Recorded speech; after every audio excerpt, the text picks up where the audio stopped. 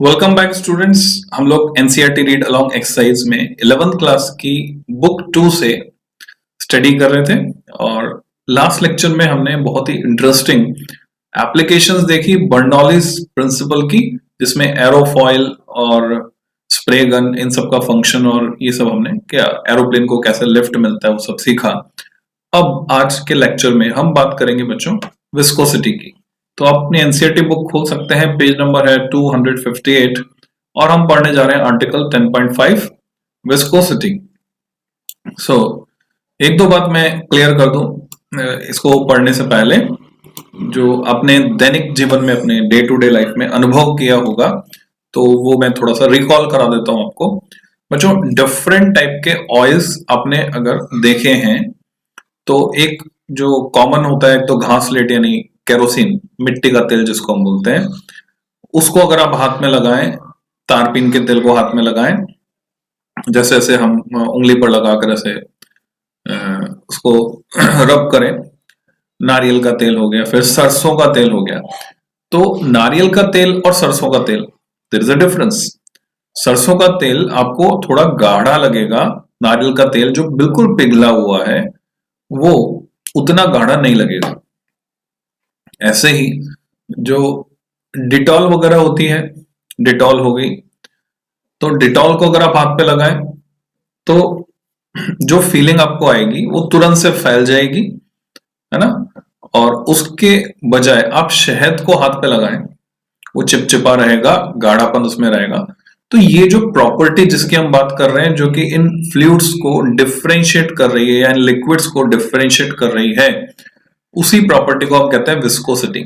जिसमें जितना गाढ़ापन होता है, गाड़ी के मोबिल ऑयल में गाढ़ापन ज्यादा होता है, मशीन के तेल में गाढ़ापन कम होता है। तो जिसमें जितना ज्यादा गाढ़ापन होगा हम बोलेंगे उसकी विस्कोसिटी उतनी ही ज्यादा है। So let's learn about viscosity.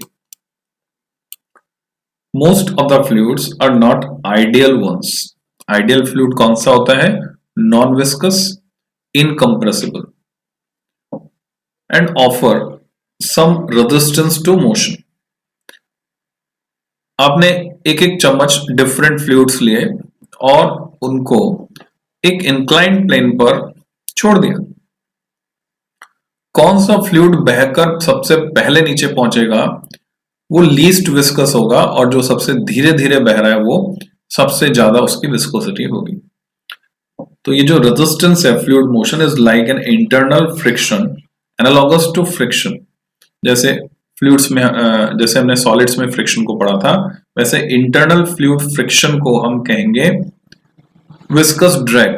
तो ये रेजिस्टेंस है, रेजिस्टिंग फोर्स है, viscous drag. When a solid moves on a surface, वैसे का वैसा सिमेट्री है, it is called viscosity.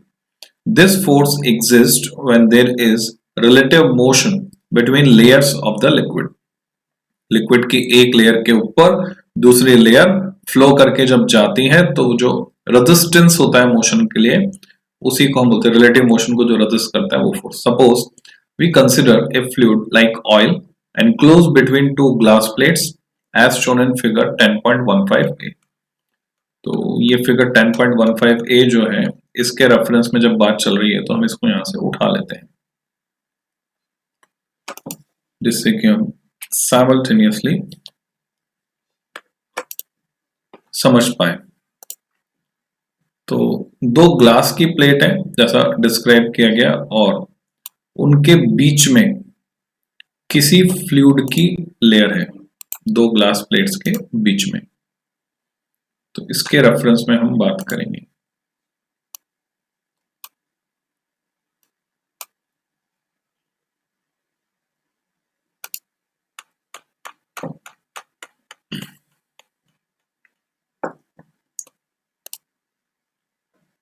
Okay, here it is.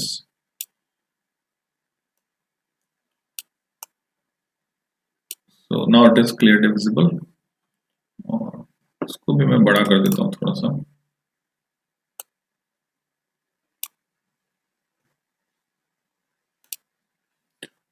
Now visibility is perfect।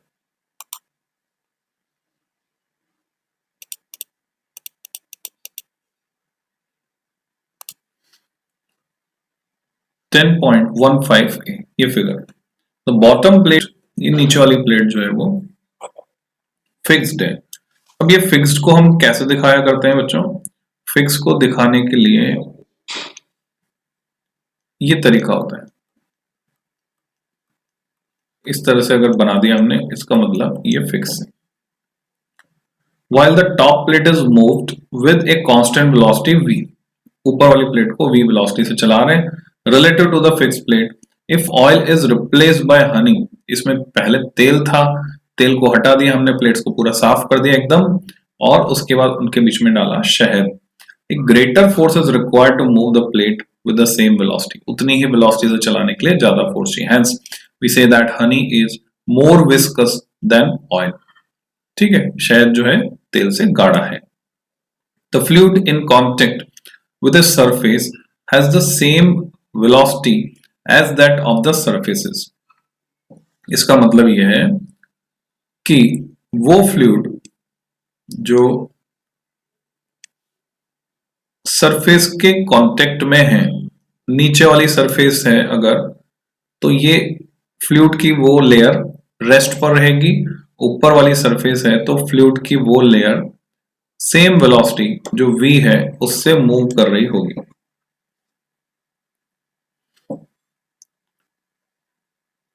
Hence, the layer of the liquid in contact with top surface moves with a velocity v.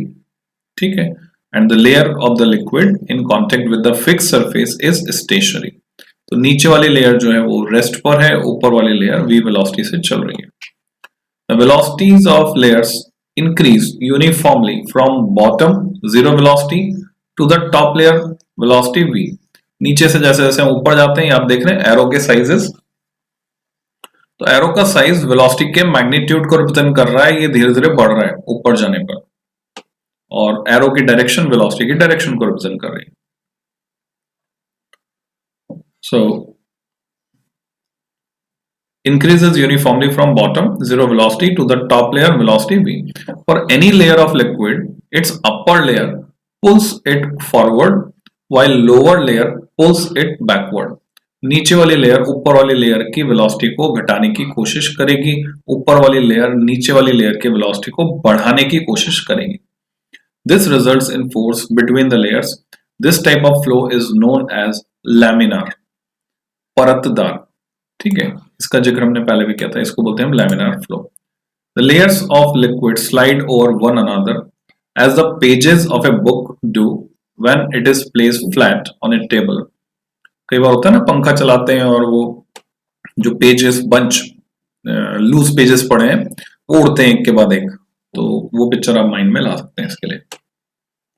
And a horizontal force is applied to the top cover. When a fluid is flowing in a pipe or a tube, then velocity of the liquid layer along the axis of the tube is maximum and decreases gradually as we move towards the walls where it becomes 0. तो ये कहाँ दिखाया? Figure B में दिखाया है, 10.14 B, ये आप यहाँ देख सकते हैं। This is the case. ये कोई पाइप है बच्चों, पाइप का क्रॉस सेक्शन दिखाया आपको काट के, तो बीच की जो लेयर है वो फास्टेस्ट जाएगी और किनारों की जो लेयर पाइप की बाउंड्री, पाइप की सरफेस के कांटेक्ट में है, उसकी वेलोसिटी 0 होगी, तो ये वेलोसिटी डिक्रीज होती जा रही है। So it is the pattern figure B में। Velocity distribution for viscous flow in a pipe. Non viscous होता तो भाई इस पे कंसेप्ट पे क्वेश्चन बन जाता है, इस कंसेप्ट पर कंपटीशन में भी क्वेश्चन बन जाता है, डिफरेंट फ्लो पैटर्न दिखा के आपसे पूछेंगे कौन सा विस्कस का कौन सा नॉन विस्कस का है। तो ये सारे एरो सेम लेंथ के होते अगर ये नॉन विस्कस होता, ये विस्कोसिटी है जिसकी वजह से पैटर्न बन पा रहा है इस तरह का।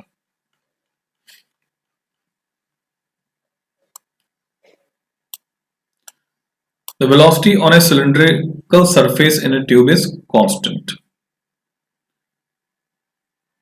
The velocity on a cylindrical surface in a tube is constant. इसका क्या मतलब हुआ? अगर मैं डायग्राम बनाकर आपको बताऊं तो बच्चों इसका सीधा सीधा मतलब ये है कि अगर ये कोई पाइप है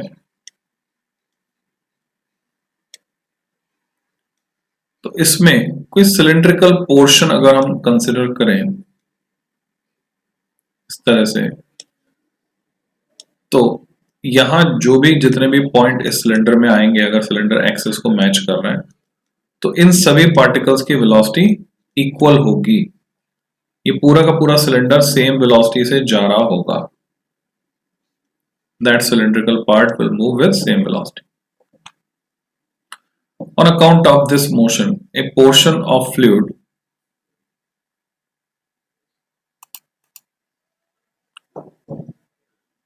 which at some instant has the shape ABCD take the shape AEFD।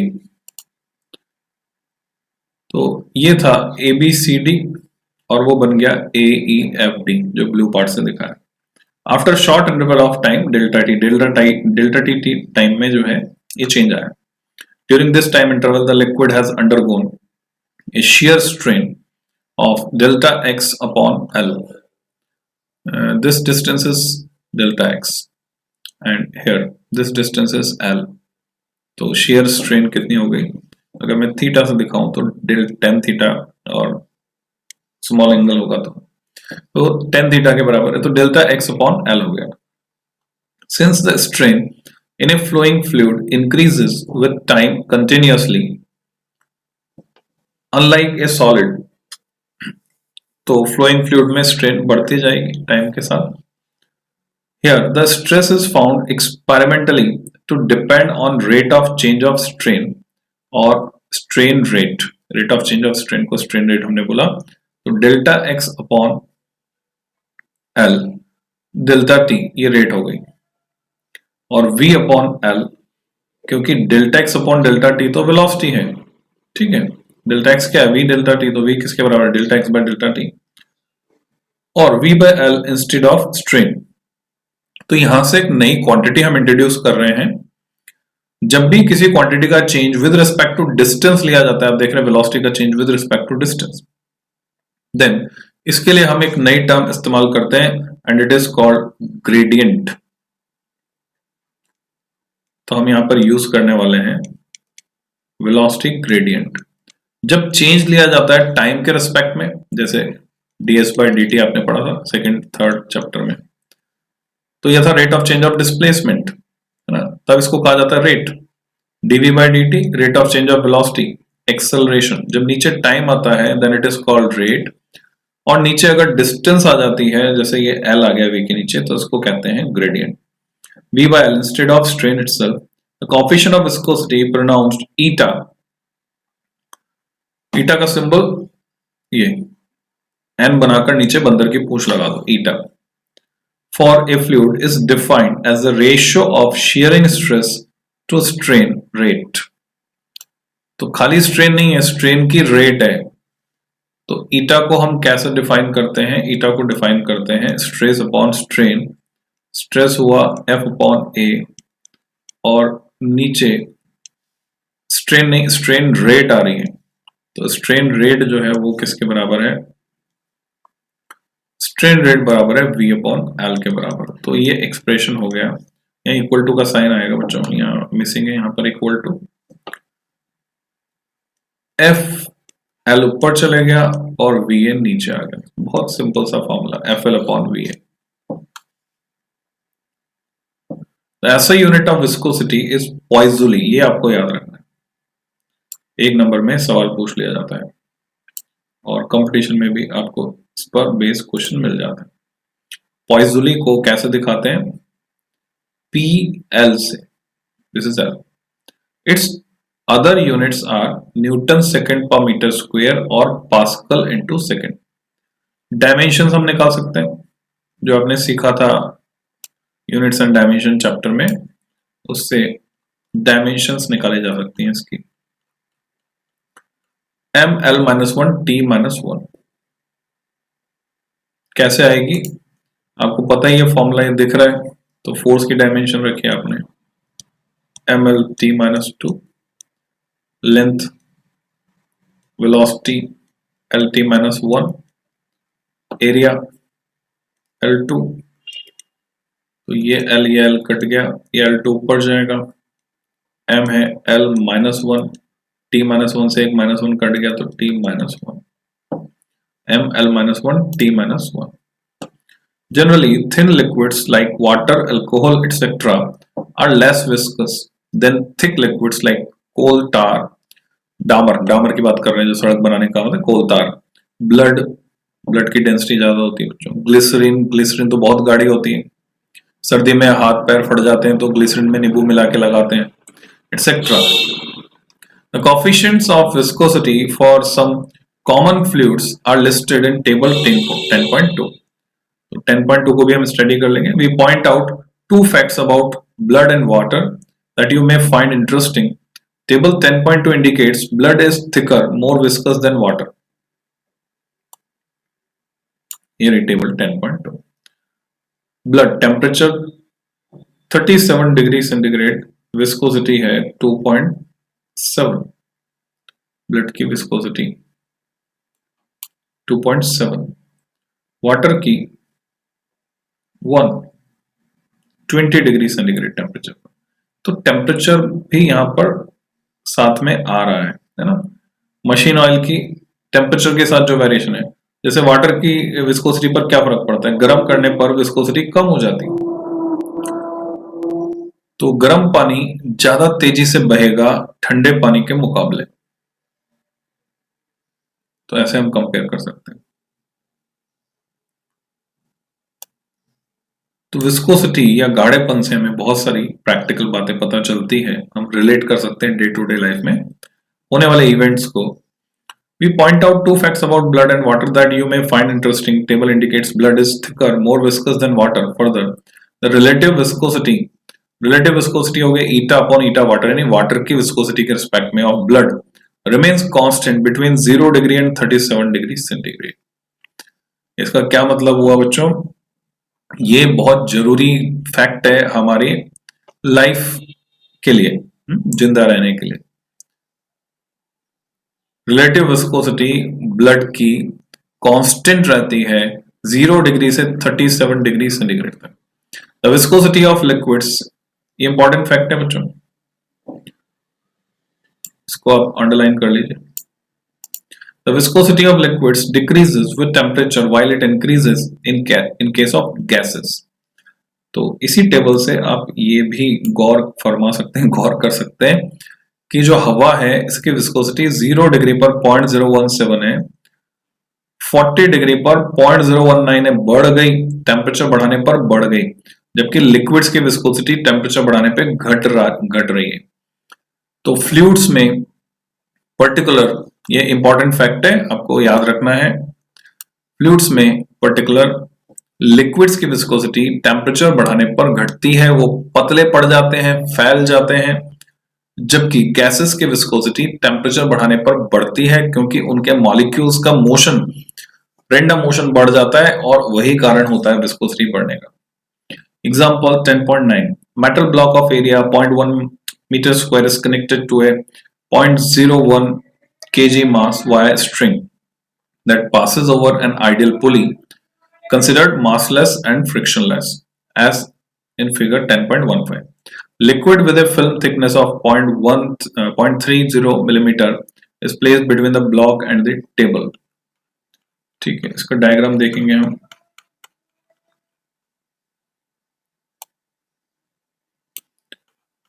Here is the diagram. तो ये सिचुएशन है. When released, the block moves to the right. इसको छोड़ते हैं तो राइट में जाएगा with constant speed. 0.085 मीटर पर सेकेंड से जा रहा है. Find the coefficient of viscosity of the liquid. Liquid की coefficient of viscosity हमको निकालनी है. ये एक्सपेरिमेंट हम करके भी देख सकते हैं बच्चों. इधर 0.01 kg लटका हुआ है. जो कुछ डेटा दिया हुआ है उसको ऐसे में कन्वर्ट करके यूज करेंगे. The metal block moves to the right because of the tension in the string. यहाँ पर स्ट्रिंग में जो टेंशन है उसकी वजह से वो चल रहा है. The tension T is equal in magnitude the weight, इसके बराबर है tension. Thus the shear force F जो ऊपर काम कर रहा है, टेंजेंशियल फोर्स, वो है mg के बराबर 0.010 kg into 9.8. तो न्यूटन में आ गया 9.8 × 10⁻² न्यूटन. तो shear स्ट्रेस हमने निकाल लिया फ्लूइड पर क्योंकि हमें एरिया पता है उसका फिल्म का, यूनिट प्रॉपर होनी चाहिए। और फिर स्ट्रेन रेट हमने निकाली क्योंकि वेलोसिटी और लेंथ हमें पता है ना? लेंथ 0.030 यहाँ पे हम मार्क कर सकते हैं जो डेटा दिया उसके हिसाब से। तो ईटा जो है वो स्ट्रेस अपॉन स्ट्रेन रेट के बराबर होता है। तो ये एप्लीकेशन हो गई उस फॉर्मूले की जो अभी अभी आपने सीखा, जो अभी अभी हमने सीखा उस फॉर्मूले की एप्लीकेशन हो गई। ये सारे डेटा हमको दिया हुआ है। 0.30 मिलीमीटर है तो इसको हम कन्वर्ट करेंगे, फिल्म थिकनेस 0.30 मिलीमीटर, और